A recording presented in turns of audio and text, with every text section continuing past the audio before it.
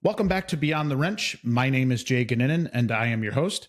Today's guest is Marc Poulsen, a veteran marketing and sales leader with more than 25 years of experience. He's spent the last decade in the automotive world, including helping Ford launch Omnicraft globally, and now works with AutoNet TV to help shops better educate and connect with their customers. Excited to have him on the show. Welcome to the show, Marc. How are you? Thanks, Jay. Glad to be here. I'm doing great today. Thank you. Good, good. Before we get things kicked off, for those that are watching the show rather than just listening, you'll see that Marc has a really cool collection of golf balls really displayed behind him. Tell us a little bit about your collection there. Yeah, so I've been playing golf for a long time. I have a son that is a college golfer, and so when I started playing with him and we started going to these courses, and I just started collecting golf balls, and so I collect one at every course I play. Those are just from the pro shop, not ones that I hit, but it's a fun little collection. I have everything from Pebble Beach to abandoned dunes to little dinky places that I go to shows at and play. Just grab golf balls everywhere I go, and you'll see it has just a few slots left. Those are actually full. I have balls, I just haven't put them in there, and I actually just ordered another case. So it's a fun little hobby. What is your favorite golf course ever? Ooh, that's a tough one. I really like Bandon Dunes because it's on the coast of Oregon and it's really fun. Pebble Beach is also a really nice track. There's so many, Jay. It's really tough to choose, but if I had to choose one, I would probably say probably Pebble Beach.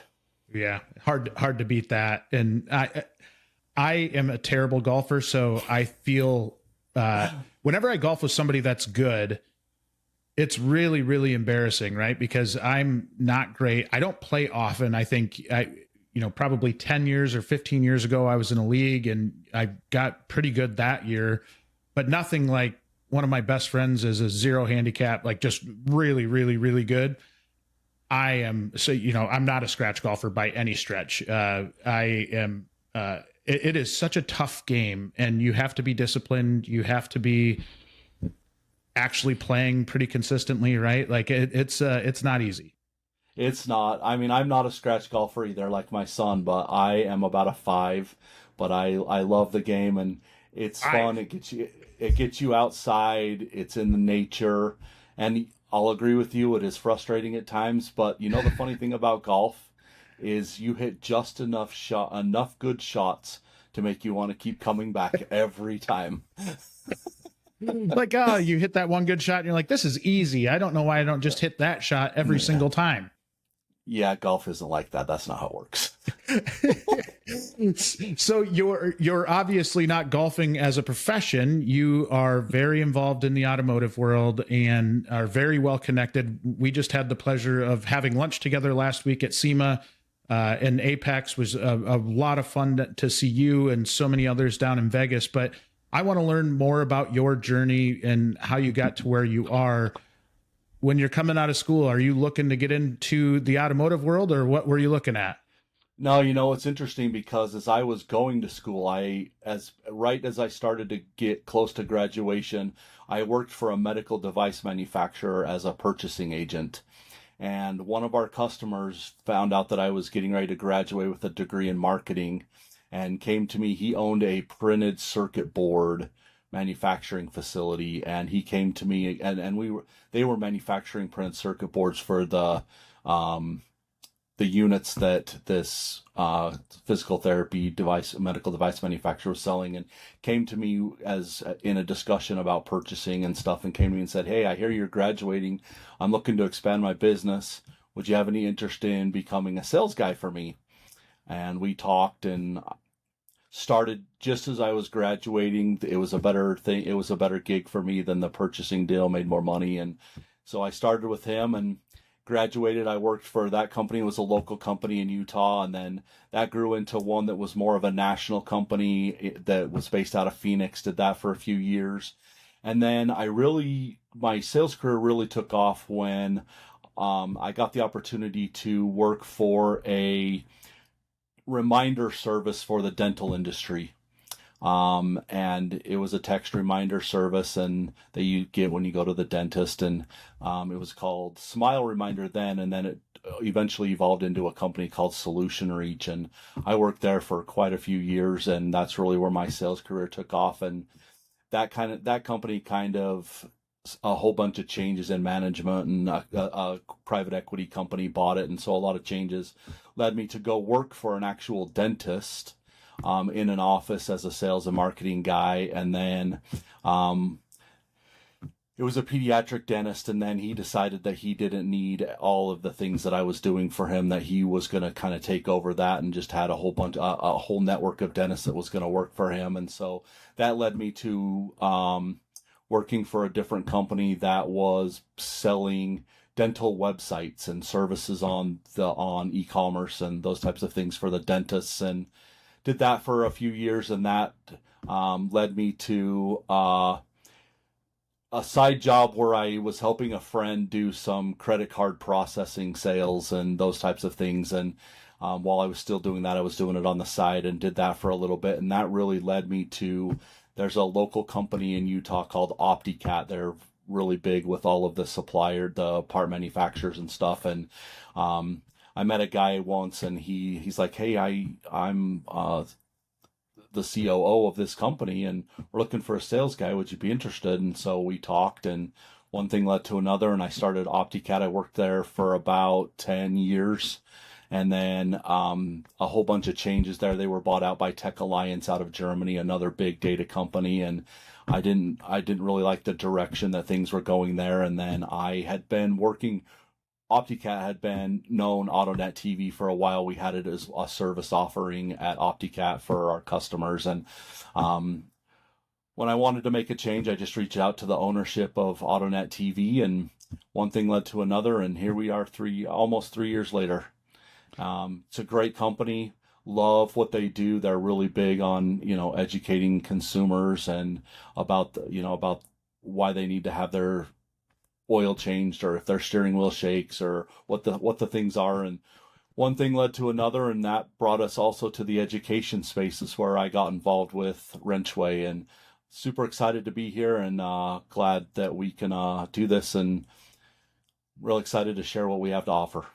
I am too, and really dive into that consumer education piece, because I do think that as we get into this podcast, we'll share why that's so important, because we need to build that trust with customers, because we need to justify maybe rising labor rates and some of the rising costs that are associated with running a shop right now. So we'll dive into that piece. I am curious, was there any crossover between the dental industry and automotive? Because that is a wildly different sector, but I'm guessing, you run a business, any type of sector, any type of industry, there probably is some level of crossover. Yeah, I mean, sales is sales. It doesn't really matter the product that you're selling, but there is some crossover. I mean, a lot of dealerships in the auto industry use text reminders and those types of services, similar to what a dentist would do to remind you of your service appointment. And so there is a little bit of crossover, and but again, when you're selling, sales is sales. It doesn't really matter the product. Marketing is still marketing. Doesn't really matter the product. And so it doesn't really matter what industry you're in. Sales and marketing go hand in hand, and one leads to another. But it's still, ultimately, you still have to get customers. You still have to market. You still have to sell. And it doesn't really matter what industry that is. Sales and marketing is the same across any industry, whether it's dentists, whether it's selling to dentists, whether it's selling to parts companies, whether it's selling to dealerships, whether it's selling lumber to the home builders. Sales is sales and marketing is marketing. Everybody has to have that. If you want to sell products, if you want to increase your brand and the brand recognition, you have to do marketing. Social media has really been huge in that, and that's really helped a lot of people that are small become and act like they're big. And so there is a lot of crossover. It doesn't really matter what industry. It's all one and the same. Yeah, I couldn't agree more. Now, tell us a little bit more about AutoNet TV. I think most of our industry probably has an idea of who AutoNet TV is. You're in a lot of shops across the country. Tell us a little bit more about what that's all about. Yeah, so AutoNet TV started in about 2009. And the whole goal was to help dealers educate their customers and the repair shops. It began with because we believe that if today's consumers understood the benefits of automotive maintenance, it'll help build trust between the service advisor and the customer, which will then aid in increasing sales. And so AutoNet TV is we produce our own content. We have a full production studio. We do anything from 360 images to custom videos to 3D animation, motion graphics, those types of things. But we are in probably all close to 18,000 shops across the country. We're in all of the Napa Auto Care Centers. We're in some Napa parts stores. We have relationships with AutoZone, O'Reilly, Federated, Pep Boys. We're in a lot of OEs. We're in every Nissan and Infiniti. We're in Hyundai. We're in Kia. We're in Chrysler, Dodge, Jeep, Ram. We are in Ford. We are in Mitsubishi. And we're just continuing to grow because people are starting to see the need to have this consumer education stuff playing in the waiting room or on a menu board behind a service advisor desk or in a showroom to really educate the consumer on the benefits of automotive maintenance. $60 billion, the reports say that $60 billion of service goes unperformed every single year because there is a trust factor. And the trust factor comes with turnover at the automotive repair shop, not because they're not educated, but because that soccer mom that has to come into the dealership or the repair center to get their oil changed, they find problems, and it's a car. There's always going to be problems. No car is perfect out there. And so when they come in to get their oil changed, that's what they're expecting. But then they find that there's a cabin air filter that needs to be replaced. And so they go to that soccer mom and say, hey, your cabin air filter needs to be replaced. And she's like, a cabin air filter? My car has a cabin air filter? Yeah, your car has a cabin air filter. Well, it needs to be changed. Well, let me call my husband. She calls the husband, and the husband says, our car has a cabin air filter? Yeah. And so they do the service, and then the next time she comes in to get her oil changed and she wants to deal with that service advisor, they're not there. So there really becomes a massive trust factor because unfortunately in the automotive industry, repair shops have a bad reputation of trying to rip people off by performing services that aren't needed. And that's an unfortunate thing that we have to deal with in the automotive space. And when you look at the numbers of 60 billion, that reflects that distrust. And so the whole purpose of AutoNet TV was to put content that is consumer friendly, that's fun and educating, to educate them on, yes, your car has a cabin air filter and here's why it needs to be changed. And that helps educate them on the services that the dealership or the repair shop is selling them. And it really gives them a peace of mind and a comfort that knowing that dealership or that repair shop is not ripping them off. They've built a relationship with them, and that's what, and ultimately it drives sales because as they're sitting there watching, if they're having a brake job done, educating the consumer on the difference between ceramic brakes and regular brakes and disc brakes and pads and rotors, and helping educate them on all of these different things that go into having your car safely stop is a huge factor because there is a massive difference in brakes. And you can't, the repair shop is going to sell you what fits your car and will do the job. but there is a massive difference in how the car stops and the length of distance that it requires to stop and performance breaks and those types of things. And so educating the consumer is very big on helping the consumer make an educated buy and driving repair orders for that dealership or that repair shop up. You mentioned the trust factor with customers. I think a lot of times some of this perception from customers comes from decades past, right? Where maybe we had this outside perception that it was a ripoff, or that, there were shops that were shady. And to this day, there are shops that are shady, right? That shops that don't treat their people well. And as a shop, I think everybody's goal, especially if you're listening to this show, I'm guessing you're not in that shady group, right? I'd hope that you're not in that shady group. But I think it's, whether you're a technician that's out there, or you're a shop owner, or a dealer principal, or a general manager, whoever you are, one of your biggest goals is to gain that trust, so that when you do recommend that cabin air filter, that they ultimately believe that you're acting in their best interest, right? Which you should be. Yeah, I firmly believe that as a shop, your job is to really kind of do the same thing a doctor does, which is when they're performing a physical, which is just kind of give you an update as to how you're doing, or how your vehicle is doing, and how do you report that back in a way that is trustworthy and doesn't feel like you're trying to rip that person off. It is with building trust with that client. I think video is a great way of doing that. I've seen firsthand the content that AutoNet TV puts out, and it is really, really helpful for that person that might have that insecurity, or that unknown kind of, nervousness that, are these people trying to take advantage of me, or are they trying to help me with my vehicle and making sure that my family is safe, right? And so that trust piece, I think, is only going to get more important as we move forward. I think you and I both know there's increasing pressure on labor rates to go up for profitability of shops. We need that profitability to be able to buy the tools we need to take care of our staff. And we know how hard it is to find technicians. We need that profitability to be able to pay these technicians.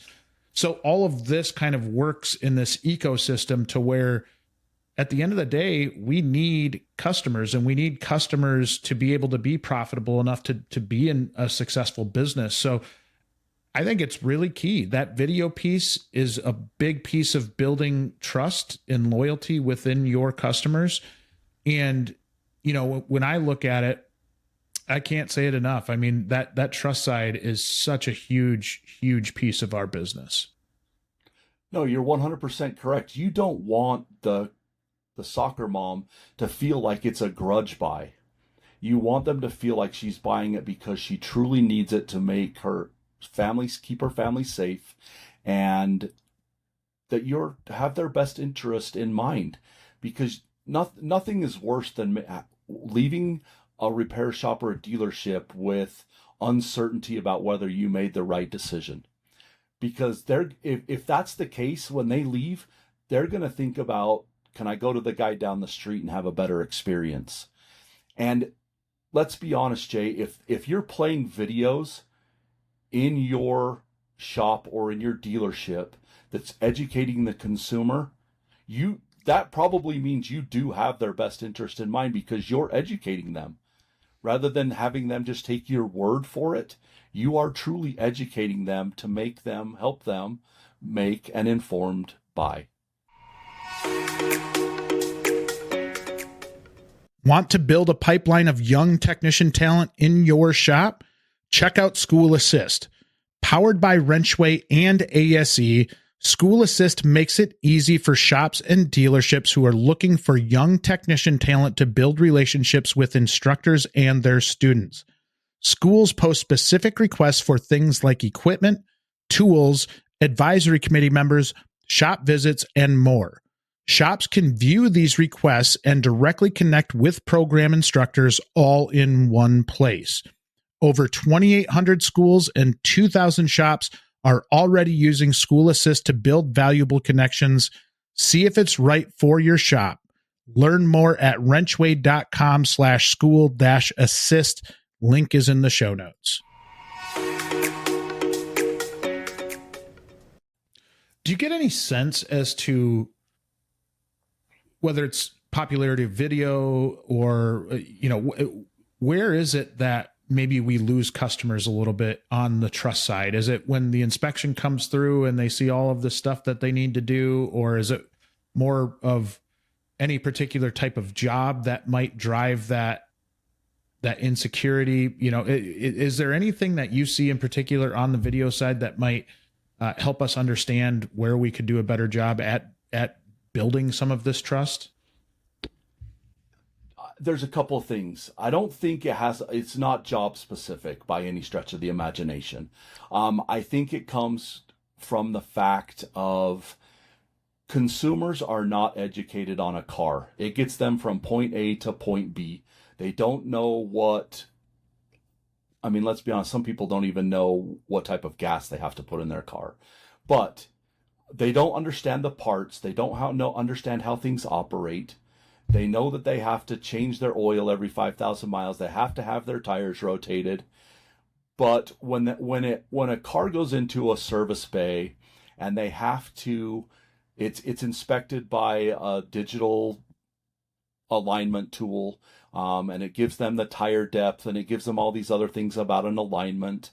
And I think the consumer gets overwhelmed when there are so many things that could potentially be wrong on a car. If you walk and the service advisor walks over and says, "Here's your inspection report. We have about 5 things that need to be fixed."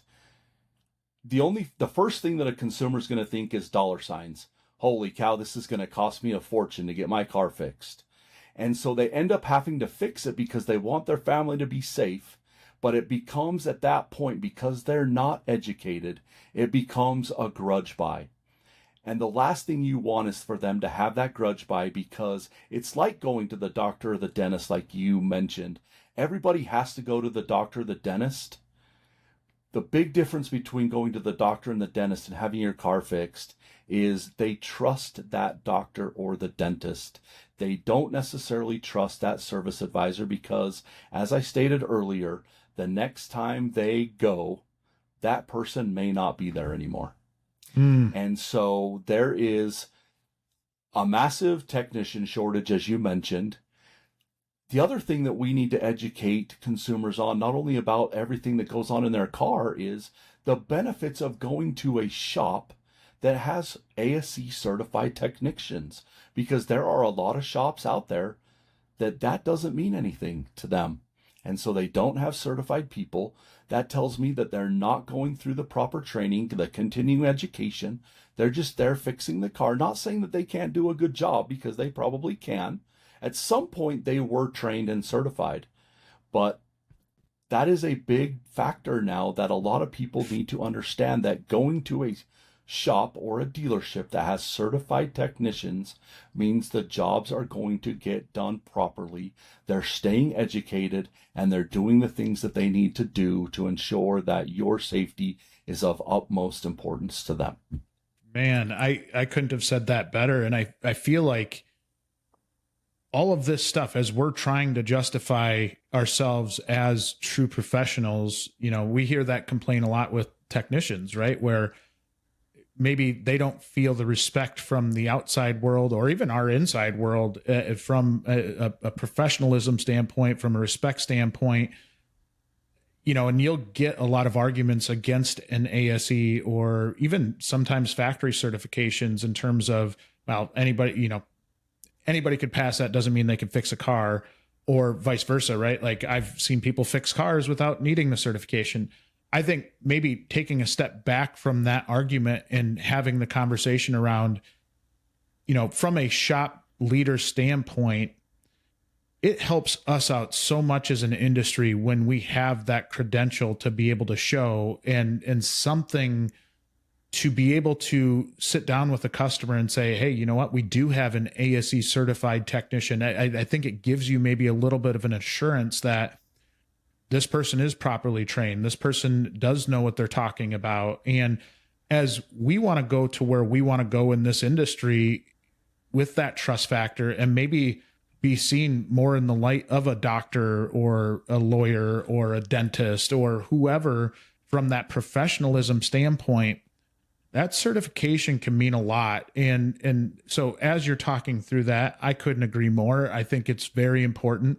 And at some level, I think it's important for our industry to get on the same page, right? The whole origin story of ASE as a whole, with manufacturers coming together to start it because they didn't want the government controlling this. We have to understand, like, we have to get our ducks in a row as an industry. These are at times very dangerous pieces of equipment running down the road that, if they're not properly repaired, could put somebody's life in danger. And so as we kind of go down this path, the more we want to keep the government at bay, because I think we've all seen how the government can maybe interfere or not run things the way that we would hope they would. I do think getting our industry on the same page and recognizing whether it's, it's ASE. I do think there are, the factory certifications and the training that happen at the dealer level are great. There's more and more on the independent side that are getting better and better, but a universally accepted credential, I think, is essential for the long-term success of our industry as a whole. No, I couldn't agree more. I mean, we still have to educate people on what ASE means. Yeah. Because I don't think there's definitely a misunderstanding of what that means. But let's be honest here. You're not going to go to a doctor or a dentist or a lawyer that hasn't gone through school, doesn't have credentials, and doesn't stay up with everything that's going on that's current. Your car costs a lot of money. I mean, cars anymore, $30,000, $40,000, $50,000 on the low end, and so why would you want to take your equipment that costs a lot of money to a shop that doesn't have certified technicians? You wouldn't go to a doctor that didn't have credentials. You wouldn't go to a dentist that didn't go through school forever. Why do you think that your car shouldn't go through the same process? Well, I don't know about you, but every time I go to the doctor or dentist or even my eye doctor, they have their credentials hanging on the wall in the doctor's office that I'm sitting in, right? Like, I think every single medical professional that I go into, if it's their kind of home office, they've got their plaques up on the wall. They've got their degrees up on the wall. They've got, everything to show you that they are qualified to do what they're doing to you that day. I don't know why we're any different there. We shouldn't be any different. Every certified repair shop that has ASE technicians should have ASE certificates for all of their techs hanging on the wall. They should have signs in the windows that says they have ASE technicians. There's no difference here. And to me, this all starts in the high schools and the trade schools, because we need technicians. And technicians is not, there is a bad misnomer in the schools that technicians are it's still turning wrenches. You know what? Technology is evolving just as fast in the automotive space as it is in the healthcare space. And it's not just turning wrenches anymore, as you are well aware. Computers are running cars now. You don't have to turn wrenches. You can make a lot of money by being a technician that knows how to program cars and those types of things. It's not just turning wrenches. And we have to get that message out that it's not just about fixing a car and turning wrenches. It's about keeping people safe via a computer. Every day, cars have more and more and more electronics. There could come a day when you don't need a wrench to fix a car. Yeah, it's kind of wild. I think you see that evolution more and more, and it does, to your point, I think create this opportunity to appeal to different skill sets of kids too, right? I think, for me growing up, I was a terrible student. I think the industry appealed to a lot of us back of classroom types of students that weren't what I would call overly interested in school. So, I think as you grow this industry, you've got to appeal to the all bright kids, right? And maybe even if they're not good in school, I've got a lot of friends that were probably similar to me that weren't the best students in the world, but have turned their careers into something very, very successful. I think we've got to have a combination of that along with, maybe that kid that is looking at an engineering career, but starts to have this real deep passion for vehicles.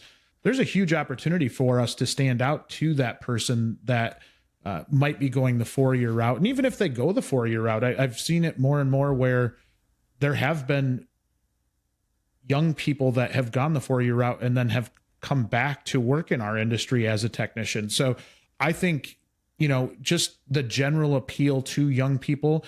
You talked about ASE in getting involved with young people just in general, right? Like, I think being able to show off the professionalism of our industry at that young age in the high schools is vital, because even if they're not coming to work in our industry, that's a really good opportunity to start to showcase the talented people in our industry. And maybe that helps with that trust factor as well, right? When you're starting to get young people exposed to what it is that we do, maybe getting a peek behind the curtain at an early age probably isn't the worst thing in the world. No, I agree 100%. Think about who the most respected people are in the world. It's your service members. They wear a uniform. Your doctors, your dentists, your healthcare professionals, they wear uniforms. Guess what? Technicians wear uniforms too. Well, I was just on a podcast earlier this week, on somebody else's podcast, my good friend Curtis Gardner, and we had this discussion at length in terms of professionalism in the industry. He is a technician, a working technician, and we talked about the need for technicians to step up their games as well, right? And if they want this level of professionalism, they want this label, they have to act like it too, right? We're out here trying to fight for the good of technicians. And, we always talk about the social media comments on our TikTok, right? So WrenchWay's TikTok, sometimes the comments we get out there are like, okay, guys, like, you want this professionalism, you want this pay, you want all this respect. It kind of goes right in line with what we talked about with certifications, in that you have to act like it in order to get that level of respect, right? And there are some, to me, one of the coolest things, and for me growing up as a bad technician, I talk about that a lot in the content we do. There's nothing more beautiful than a very polished, very professional technician, and you see their toolbox all organized and clean, and they just act like a professional, and they have a lot of respect of other people. If you're in that spot as a technician and you're wanting to grow within your career, there's a lot of opportunity for you to get better. And maybe you're starting to read books on self-development. You're starting to just act like a true professional. That's what it's going to take for us as an industry to kind of take that next step. I think certifications fall right in line with that. Oh, no, 100% they do. And, talking about the uniform and being professional, what could be more satisfying than knowing that you could save someone's life just by taking care of their vehicle, changing their air filters, changing their oil, rotating their tires? They seem like simple things, but those are the things that fail on cars that could potentially save someone's life. And so there's nothing more professional to me than a technician that takes pride in the work that he does, goes home at the end of the day and says, you know what? I did a really good job today because I worked on 10 cars today, and that is at least 10 people's lives I could have saved today because I take pride in the work that I do. I'm staying up on technology.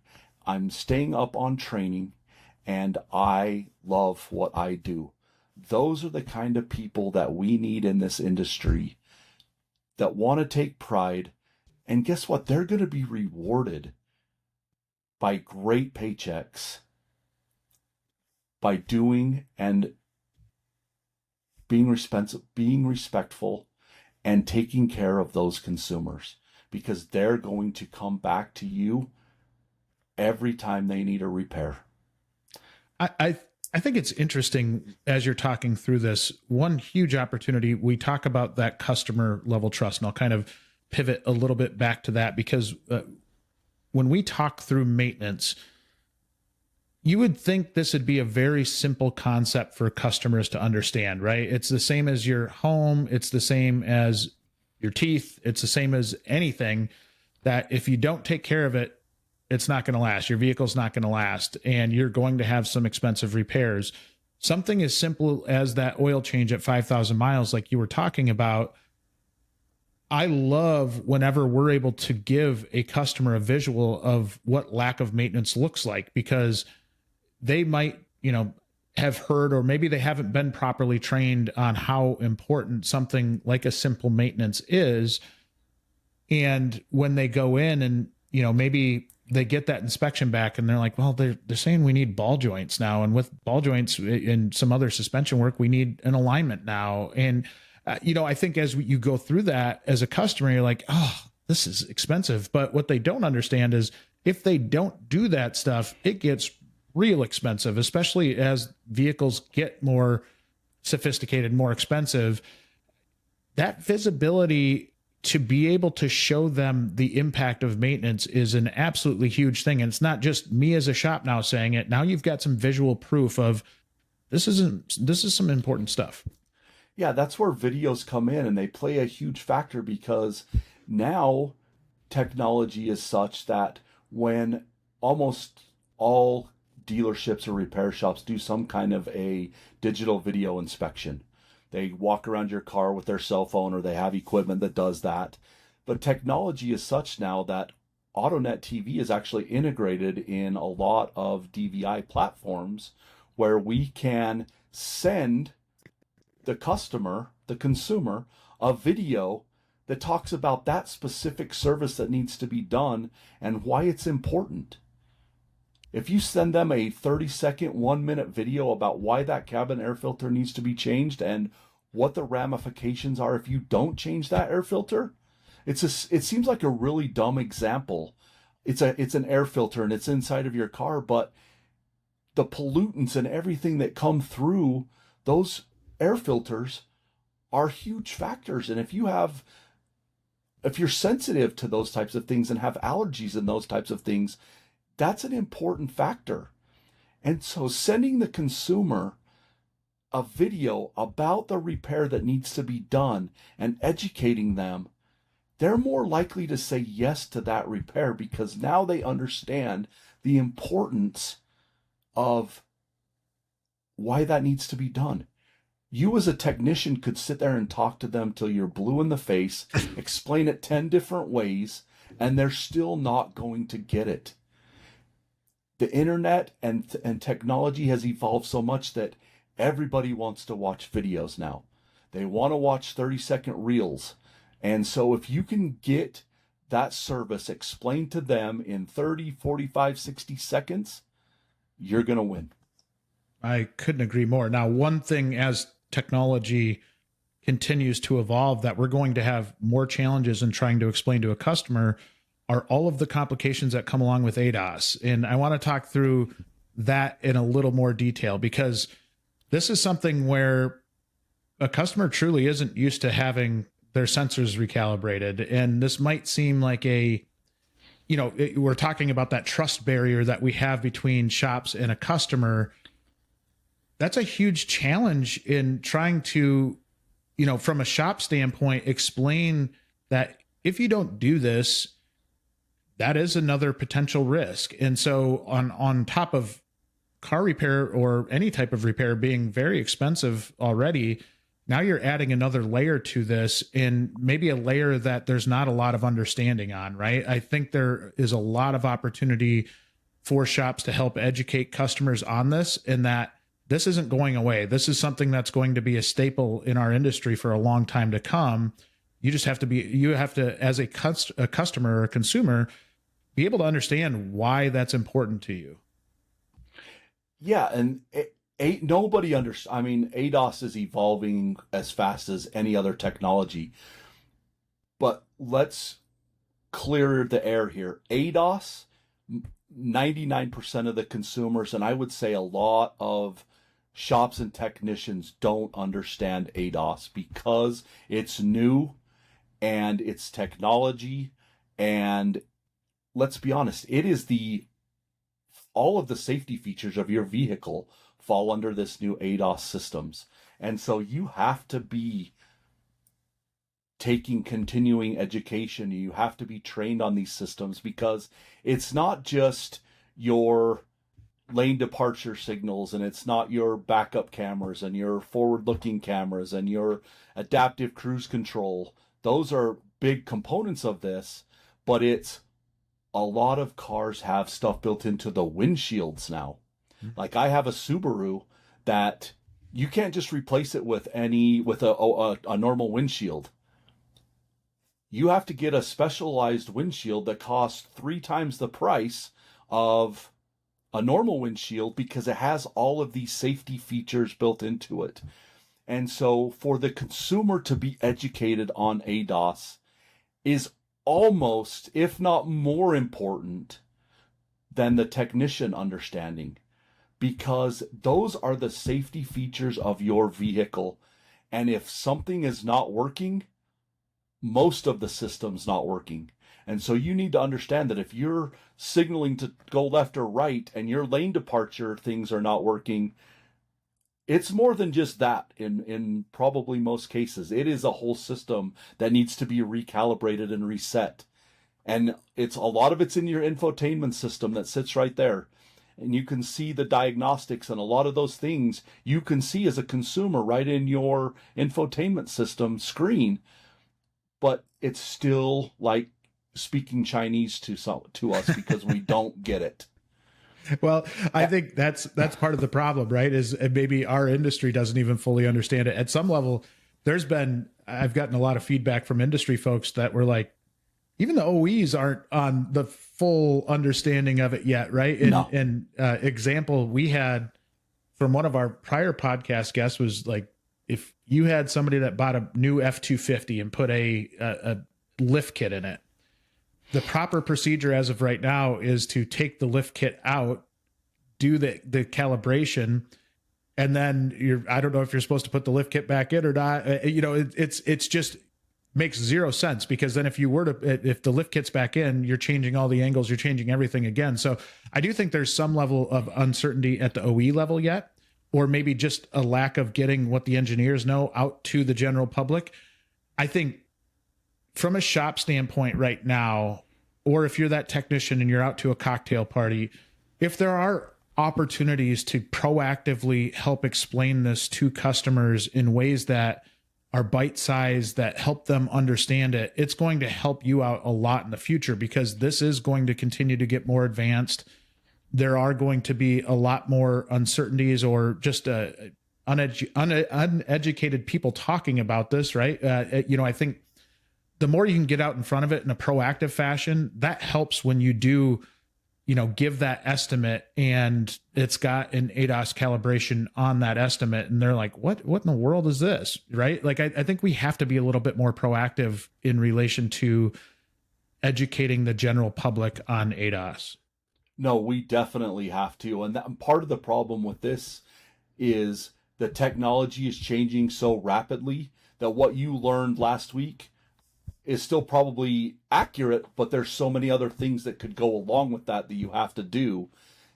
And you know as well as I do, Jay, that you can't explain this well enough to a consumer or a customer for them to understand it. You have to show it to them. If you show it to them through a video, they're going to understand better. I'm not going to ever say that they're going to understand it fully, because I don't think any of us are going to understand it fully. But you're at least going to help them understand why the calibration is important. Because even on my Subaru, if I have to have the windshield replaced, I have to have the whole system recalibrated. You can't just change the windshield and say, oh, we're good to go. No. you have to recalibrate the entire system because the windshield works with the mirrors and everything works, and the cameras, and they all work together as one system.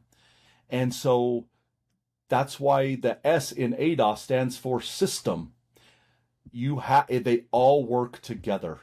And so you have to educate the consumer and the customer, your customers, about why calibrating that system is important, because if one piece of that system doesn't work, none of it works. For example, I'll give you an example here. My 21-year-old golfer that lives in Oregon calls me the other day. He has a 2020 Ford Escape Titanium. Calls me the other day and says, "Dad, I got this TPMS warning on my car." And I said, "Well, go get your tire, go have Discount Tire or a tire, Les Schwab or whoever's up there, put air in it." So he goes to the tire place and gets them filled, and they recalibrate it, and they're like, your TPMS sensors are bad.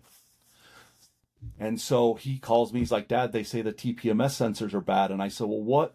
Look at your dashboard and tell me what it says." And he's like, "Dad, I have so many things flashing and blinking on my dashboard that says it's all out of whack." He's like, "I can't even get my phone to connect to my car because the TPMS sensors are not working." And I said, "Okay, we're gonna have to replace the TPMS sensors. Call the store and get a quote on replacing the TPMS sensors. Once that's done," I said, "and then we're gonna have to call Ford, and you're gonna have to take your car in and have the whole thing recalibrated." Because I said the tire company could replace your TPMS sensors, and they can probably recalibrate the TPMS sensors, but those are all tied to a million other things that in order for your dashboard to not be blinking and flashing everywhere and get your phone to connect, you're going to have to go to Ford and have it recalibrated. And he's like, "Wow, Dad, this is really complicated." And I said, "You know what? It is complicated.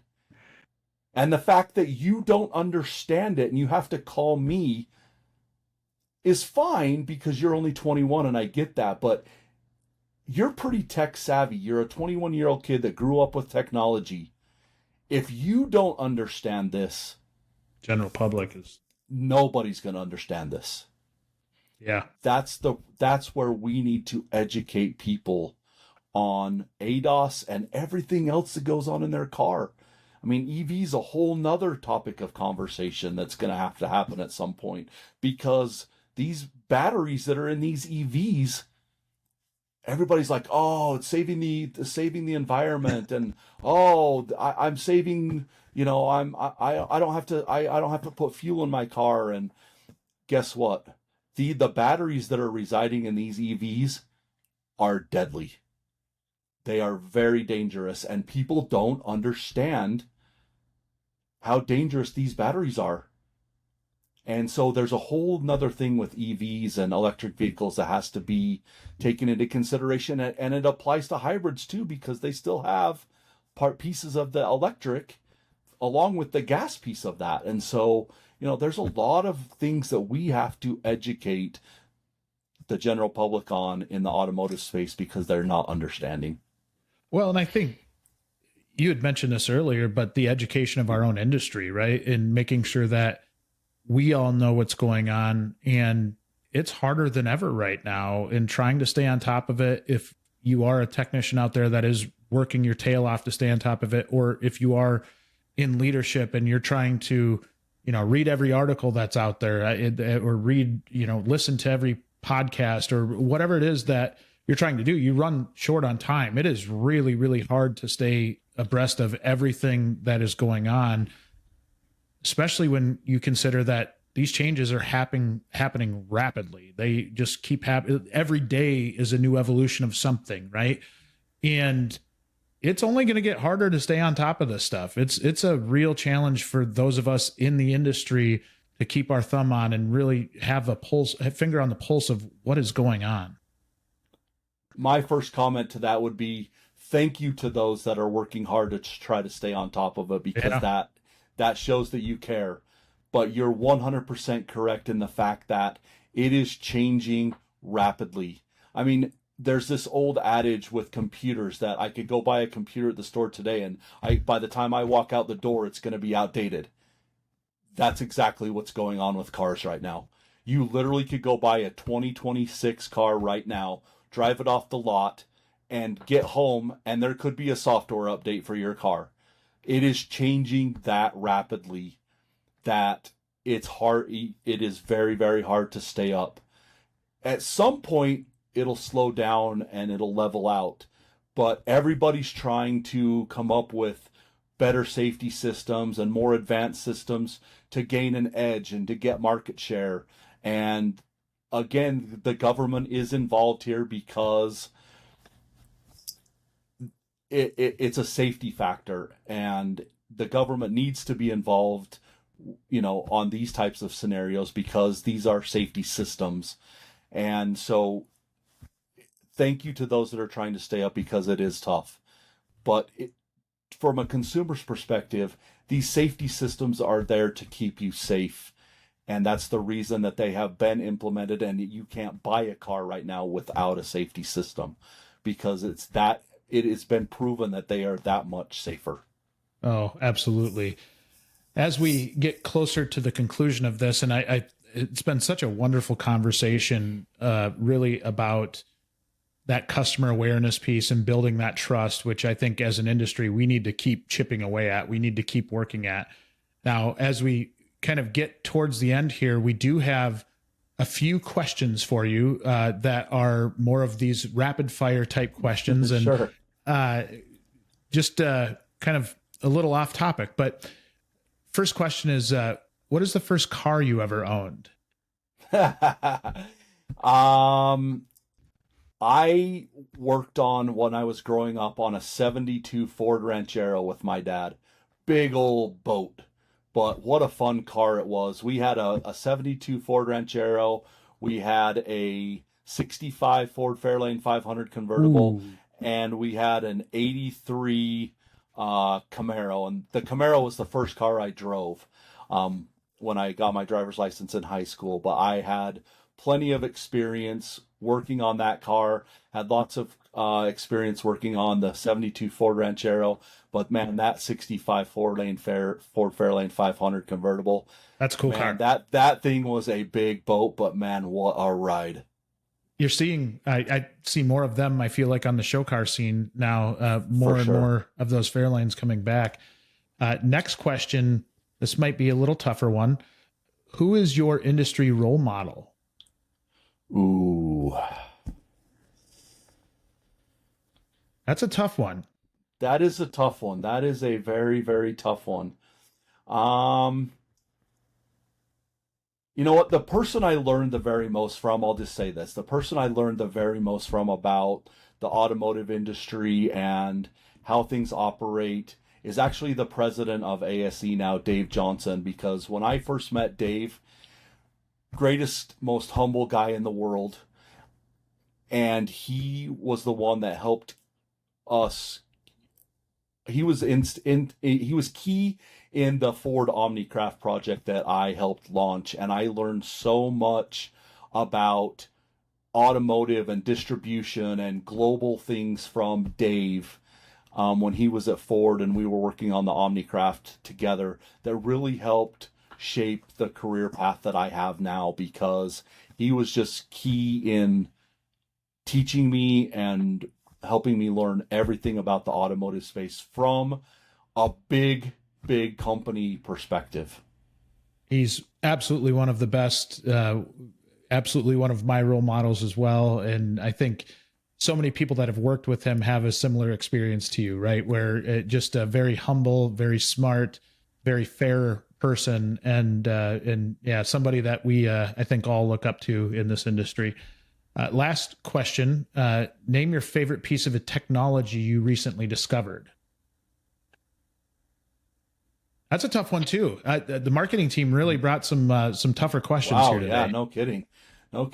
You know, one of the coolest technologies I've seen lately are coming in the alignment and the collision space. There are some cool technologies out. I mean, Hunter's been around for a long time and their system is awesome, but there's some new alignment companies out there that just have towers of cameras. And as you drive through the bay, they're snapping camera so fast that it's getting a 360 of your car.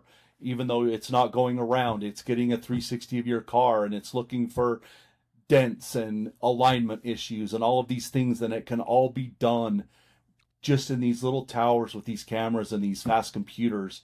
That technology is growing rapidly, and it's amazing what technology is doing in the alignment space and in the collision space.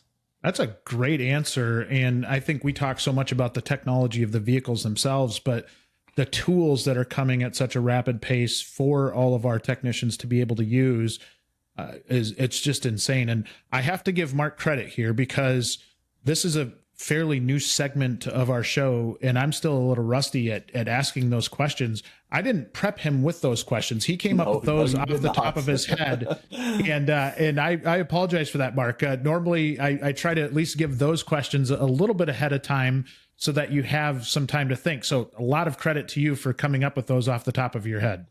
Hey, no problem. Thank you. I mean, I love impromptu questions. I'd rather not be prepared, because it's more genuine to me. Let's be honest. Very authentic questions or answers to those questions. So appreciate you working with me on those.